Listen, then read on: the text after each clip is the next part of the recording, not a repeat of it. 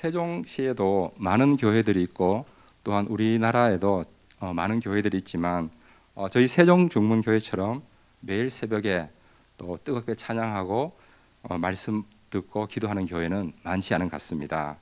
우리가 신앙생활 할 때 좋은 교회를 만나는 것은 큰 축복입니다. 저와 여러분은 복받은 사람들입니다.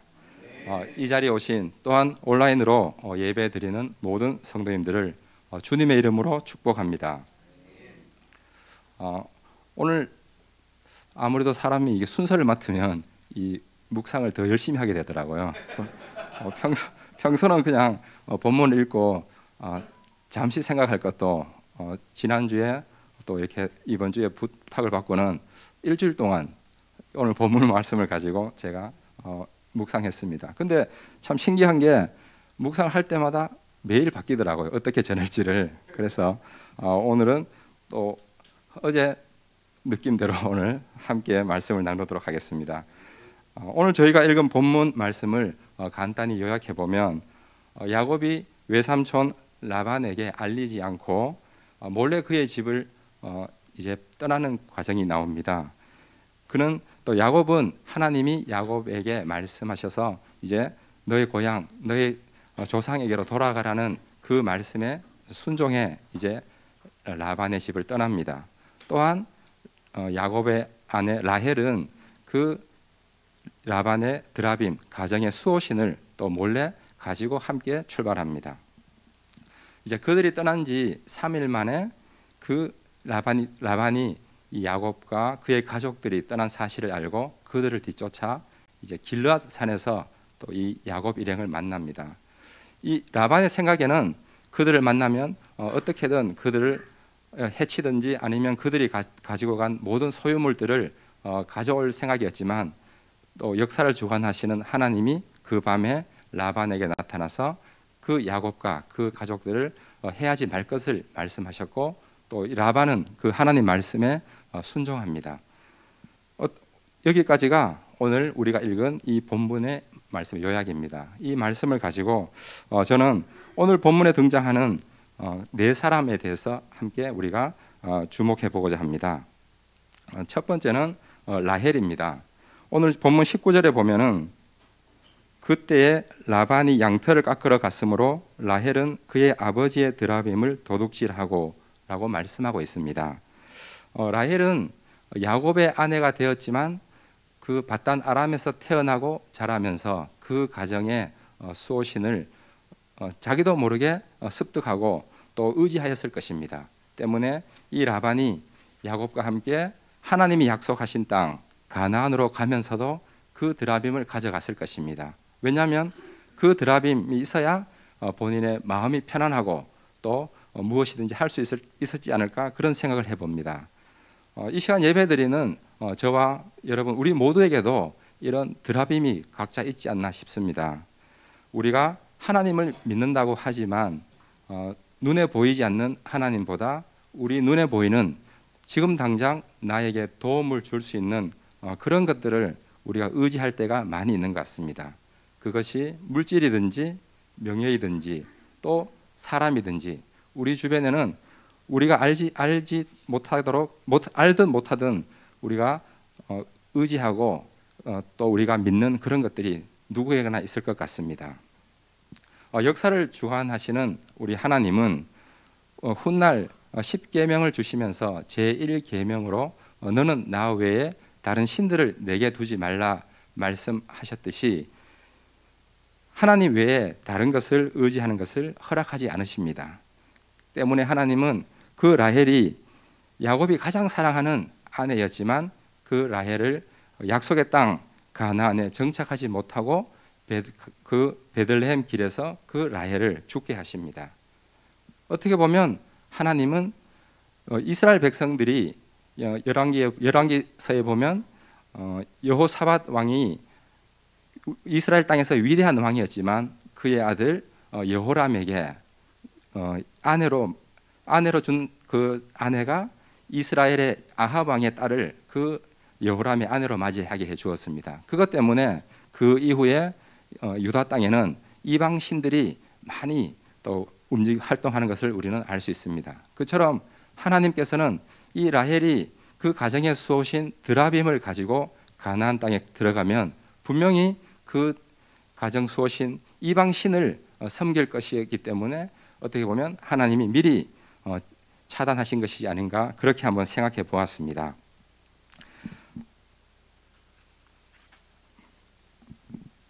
둘째, 자신을 의지하는 야곱입니다.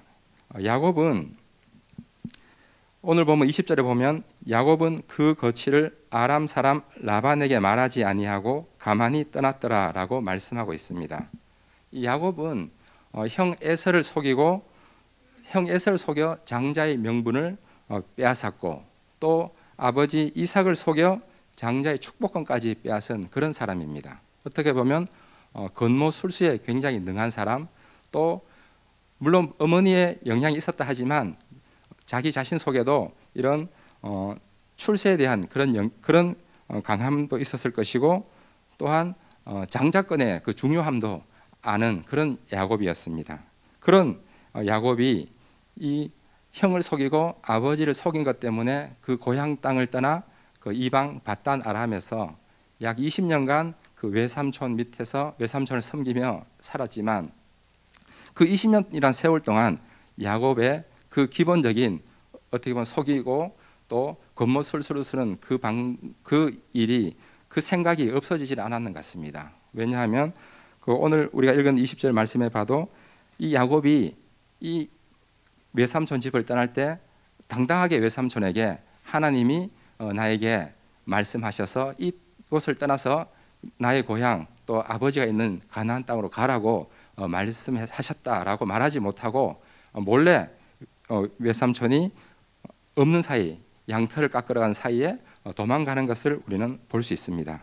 그처럼 이 야곱은 하나님을 믿는다고는 하지만 하나님을 믿고 신뢰하는 것보다 자신의 생각과 계획을 더 중요시 여기지 않았나 생각해 봅니다. 어떠한 방법을 쓰더라도 자신의 그 목적을 달성하는데 더 우선이었던 사람이지 않았나, 그렇게 한번 생각해 보았습니다.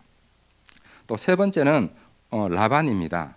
오늘 본문 29절에 보면 너를 해할 만한 능력이 내 손에 있으나 너희 아버지의 하나님이 어젯밤에 내게 말씀하시기를 너는 삼가 야곱에게 선악간에 말하지 말라 하셨느니라.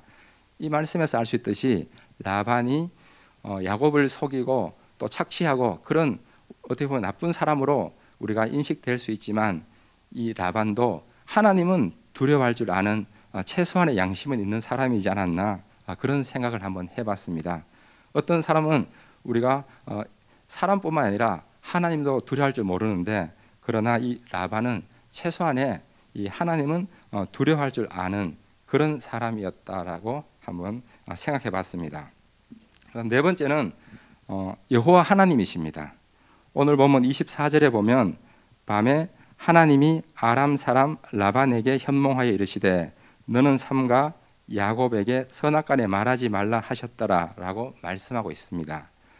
밤에 하나님이 라반에게 나타나셔서 야곱을 해하지 못할 것을 말하지 않았다면 분명 야곱은 숫자적인 열세에 의해 그 라반을 이기지 못하고 그의 모든 가족과 소유물들을 라반에게 빼앗기고 다시 밧단 아람으로 돌아가서 또 야곱을 섬겨야 하지 않았을까 생각해 봅니다. 그러나 살아계신 하나님, 또 야곱과 함께 하셨던 하나님, 그를 지켜주셨던 그 하나님은 야곱의 길을 인도하시기 위해 하나님의 방법으로, 사람의 방법으로는 알 수 없는 하나님의 방법으로 그 야곱을 지켜주셨다고 생각합니다. 그 야곱을 지키신, 그 가족을 지키신 그 하나님이 지금 이 시간 예배 드리는 저와 여러분을 지켜주시는 그런 하나님이십니다. 우리는 그 하나님을 믿고 그 하나님을 의지하는 것입니다. 이 말씀을 묵상하면서 제 자신을 한번 돌아보았습니다. 저도 믿음의 가정에서 태어나서 또 좋으신 부모님 밑에서 잘 자랐고, 또 믿음의 가정에 또 좋은 아내를 만나 결혼하고 자녀들을 낳고 또 이렇게 열심히 살았고, 교회에서도 열심히 신앙생활을 했지만 어느 순간에 저도 모르게 욕심이란 게 조금씩 들어왔습니다.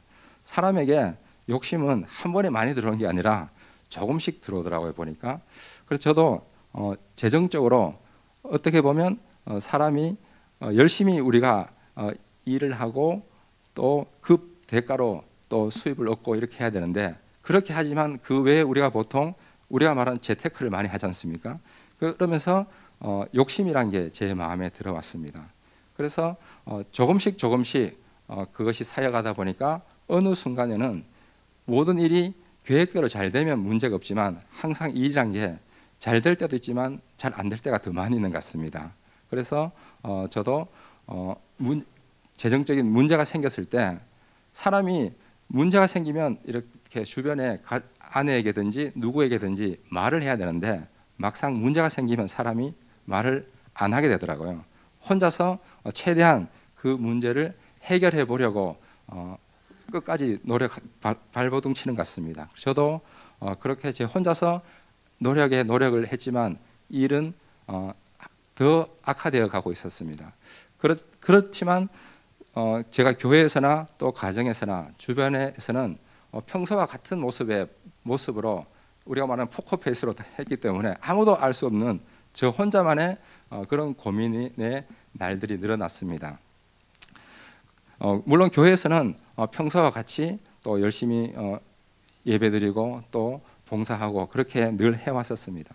그렇지만 일은 계속 꼬여갔고 더 이상 이제 제 혼자서 감당할 수 없을 정도의 지경이 되었을 때, 이제 그때서야 어쩔 수 없어 말을 하게 되더라고요. 그래서 제 생각에는 또 바로 말하지 못했는 것은, 우리 보통 사람들이 이 일을 말하면 왠지 큰일이 날 것 같은 그런 고민 때문에 말을 하지 못했는데, 막상 다 오픈시키고 보니까 주변의 가족이나 주변 사람들은 어떻게 하면 이걸 해결할까, 도와줄까를 생각하지 왜 그렇게 했냐고 책망하지는 않았습니다. 그래서 제가 하나 느꼈는 거는, 지금 이 시간도 혹시 어떤 고민이든지 본인만이 안고 고민하고 계신 분이 있으면, 그것 혼자서는 아무리 해도 더 나빠지지 해결되지 않으니까 누군가에게는 오픈을 해야지 그 문제가 빨리 끝나는 것 같습니다. 그래서 저도 그 일을 계기로 이제 저의 먼저 신앙생활을 한번 점검해 봤습니다. 왜 이런 일이 일어났는지. 저도 어릴 때부터 평생 신앙생활, 교회에서 신앙생활을 하면서 살았지만 제가 신앙의 그 중심이 잘못되었다는 것을 깨달았습니다. 열심히 우리가 교회에 가고 또 예배 드리고 교회에서 열심히 봉사한다고 그게 다 우리가 신앙생활의 다가 아니라, 우리의 중심, 마음 중심이 온전히 하나님께 향해 있고 하나님 말씀 안에 거해야지 우리가 진정한 말씀대로 살아가는 사람, 그리스도인이지, 그냥 내가 열심히 교회만 간다고 신앙인이 아니구나 하는 것을 제 스스로 느꼈습니다. 그래서 저도 이 일을, 그때 그 일을 계기로 저의 신앙생활이 완전히 바뀌었습니다. 그때부터 이제 정말 우리가 늘 성경 말씀에 말하는 살아계신 하나님, 그 예수 그리스도를 제 마음에 모시고 중심으로 살아가는 그런 사람이 되어야겠다는 결단을 하고, 그때부터는 다른 것보다 먼저 항상 무엇을 하든지 제 중심에 예수 그리스도의 그 마음으로 일을 하고자 합니다. 물론 우리가 연약한 인간인지라 완벽하게 다 하지는 못하지만, 그러나 지금까지 최선을 다해서 그 말씀에서 벗어나지 않는 그런 삶을 살려고 노력하고 있습니다. 또한 우리가 신앙은 대를 이어 전수되어야 한다 하지 않습니까? 그처럼 저도 돌아보니까 제가 3대째 신앙인인데, 또 제 다음 세대, 저희 자녀들에게 또 신앙을 잘 또 전수되어야 하기 때문에 지금까지 또 자녀들에게 신앙적으로도 이렇게 잘 할 수 있도록 그렇게 많이 하고 있습니다. 특히 저희 아내가 보면 아이들이 어릴 때부터 말씀을 많이 읽히고 또 찬양하고 하니까, 제가 느끼기에는 사람이 알 수는 없지만 저희 아이들이 이제 2명 다 대학생이 되었는데 신앙생활을 잘 하고 있지 않나, 제 혼자서 한번 생각해 봅니다. 물론 또 사람은 앞으로 어떻게 변할지 모르지만 그래도 지금까지 봐서는 아이들이 또 신앙생활 잘 하고 또 그 다음 세대까지 또 이 믿음이 이어지지 않을까 그렇게 생각해 봅니다. 그래서 제가 또 한 가지 느꼈는 거는 자녀들에게 우리가 보통 자녀들에게 뭐 여러 가지를 가르치지만 가장 중요한 게 우리가 신앙을 믿음을 잘 전수해야 되지 않나 그 생각을 해봅니다. 그래서 또 대학 학생들이 학업 때문에 아니면 취업 때문에 또 이 지역을 옮겨서 다른 지역으로 가는 경우가 많이 있습니다. 보통 보면 저희가 취업이나 학업 때문에 다른 지역으로 가면 그걸로 끝내는데 저는 그것 플러스 우리는 그 자녀들에게 또 그 옮겨진 지역에서 신앙생활 잘할 수 있도록 좋은 교회도 부모로서 또 잘 선택해 주는 것도 중요하다고 느꼈습니다. 저도 이번에 저희 아이가 또 지역을 옮겨서 학업 때문에 옮겨갔는데 먼저 제가 좋은 교회를 추천해 줬습니다. 물론 또 부모기 때문에 자녀의 이런 습관이나 또 모든 것 이런 또 사고나 이런 것을 알 수 있지 않습니까? 그렇기 때문에 우리나라에 많은 교회들이 있는데 저는 그 많은 교회들이 다 필요하다고 봅니다. 교회마다 맡은 사명이 다 다르고 또 우리 성도들도 다 자기가 맞는 그런 교회들이 있습니다. 그 본인과 또 잘 맞는 교회에서 또 신앙생활을 잘 하는 것이 좋기 때문에 저도 저희 아이에게 맞을 것 같은 교회를 또 추천해주고 근데 또 저희 아이는 추천해준 교회도 가는데 일단은 다른 교회도 몇 군데 돌아보고 또 자기가 맞는 데를 선택하면 좋겠다 해서 그렇게 하라고 했더니 몇 군데를 예배 드려보고는 결국은 제가 추천해준 교회를 가 제일 맞다고 또 얘기를 하고 지금 또 잘 등록해서 신앙생활 재밌게 잘 하고 있더라고요. 그처럼 저도 돌아보니까 제가 이런 방금 말씀드렸던 이런 욕심, 재정적인 그런 문제를 일으켰는 가장 큰 이유가 저희 부모님이 굉장히 좋으세요. 굉장히 좋으시고 또 어려서부터 잘 해주셨는데 어떻게 보면 이런 교육은 별로 하시지 않은 것 같습니다. 이렇게 하라 저렇게 하라는 얘기 안 하시고 그냥 어떻게 보면 믿고 자녀들을 믿고 다 그냥 맡겨주신 그런 분들이었지 않나 싶습니다. 그래서 제가 오히려 조금 더 이렇게 그때 맞는 길은 안내해 주셨더라면 저도 그런 실수를 범하지 않을 수도 있었을 것인데 물론 제 탓이지만 그런 생각도 한번 해봤습니다. 그래서 저는 저희 다음 세대 저희 자녀들에게 저도 스타일상 뭐 자녀들에게 많은 잔소리를 하지는 않습니다. 그렇지만 필요할 때 그 가야 할 길 안내는 제가 하고 있습니다. 어느 방향으로 어떻게 가는 것이 이 시기에는 옳지 않나. 물론 중요한 건 자녀들이 잘 따라와야 되겠지만 그거는 우리가 또 어떻게 할 수 없는 부분입니다. 그렇지만 부모로서 그런 역할도 중요하지 않나 그런 생각을 해봤습니다. 오늘 저희가 이 읽은 또 묵상한 이 본문에 보면 이 야곱은 그 야곱의 힘으로는 라반을 이길 수 없는 그런 위기의 상황이었지만 하나님의 방법으로 하나님이 개입하셔서 그 야곱을 지켜주시고 또 라반도 범죄하지 않게 하신 그 하나님이 죄악으로 또한 죽을 수밖에 없는 저와 여러분을 살리기 위해 예수 그리스도를 이 땅에 보내주시고 또 그 예수 그리스도의 죽으심으로 우리의 죄를 사해 주시고 또 그 죽음에서 부활하신 그 예수님을 믿음으로 구원할 수 있는 길을 그 열어주신 하나님, 그 하나님이 바로 저와 여러분이 믿는 그런 하나님이십니다. 그 하나님은 야곱을 지키셨을 뿐만 아니라 저도 지키시고 여러분도 지키시고 예수 믿는 그 모든 사람들을 어떠한 어려움이나 환경 또 질병에서도 고쳐주심을 저는 믿습니다. 저도 그런 고난을 겪으면서 제 자신이 많이 성장했습니다. 이제는 어떠한 환난이나 어려움이 와도 흔들리지 않고 믿음 안에서 굳건히 설 수 있지 않을까 그런 생각을 합니다. 우리 여러분도 또 사람이 살다 보면 다 위기나 또 어려움은 한 번씩 오지 않을까 싶습니다. 내가 자초하든 아니면 타의에 의해서든 우리에게는 고난도 오고 어려움도 올 수 있습니다. 그렇지만 우리가 바라볼 것은 그 고난만, 그 어려움만이 아니라 바로 우리와 함께 하시는 그 하나님, 우리는 알 수 없지만 하나님의 방법으로 또 역사를 이끌어 가시는 그 하나님을 바라보고 그 하나님을 믿을 때 우리는 또 그 하나님과 함께 동행하며 모든 어려움을 이겨나갈 수 있을 줄 믿습니다. 또 오늘 하루 우리가 또 이 예배를 마치면 또 각자의 삶 속에서 살아갈 것인데 우리가 오늘 주신 이 말씀을 또 생각나실 때 한번 생각하면서 야곱과 함께 하셨던 그 하나님이 오늘 나를 지키시는 그 하나님이심을 생각하면서 또 살아가는 복된 하루 되시기를 바랍니다. 이 시간 함께 우리가 주님의 이름을 한번 간절히 부르신 후에 함께 합심하여 기도하겠습니다. 주여!